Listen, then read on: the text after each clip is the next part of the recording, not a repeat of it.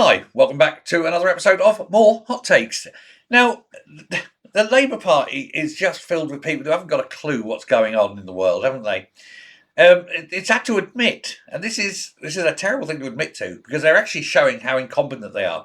But they've had to admit that its strategic defence review, which was revealed and published last June, had not been fully costed. They said that this shift. What they want is to war fighting readiness, as it was described, but they haven't costed it, not a brass farthing. They don't know how much it would cost to do. The review outlined ambitions to transform defence and to eventually raise spending to 3% of GDP. It's not even close to 2.5% yet. Ministers are only now working on the defence investment plan. Now, this isn't a plan to increase defence availability and ability. No, this is the plan to work out the costs of doing this, not doing it, just the costs of doing it. This is how far removed they are. Now, Defence Minister Luke Pollard, Junior Minister there in the department, said that the review was designed to be deliverable and affordable.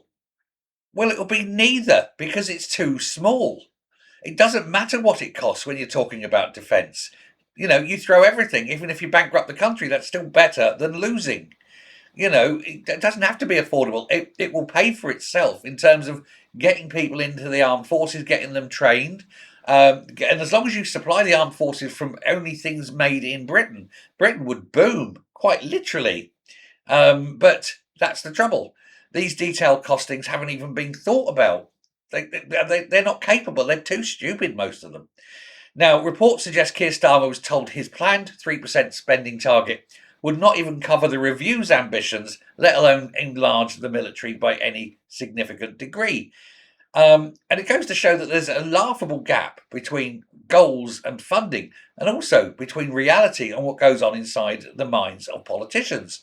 I mean, they're talking about, oh, we need this and that and the other.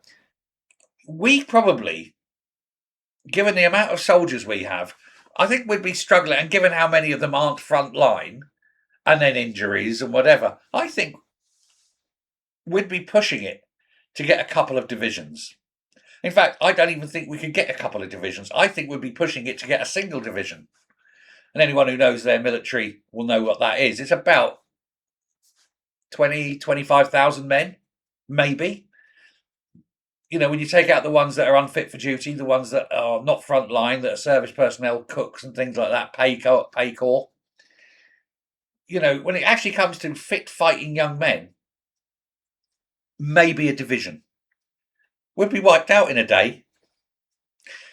Let me know what you think. Thanks very much. Bye.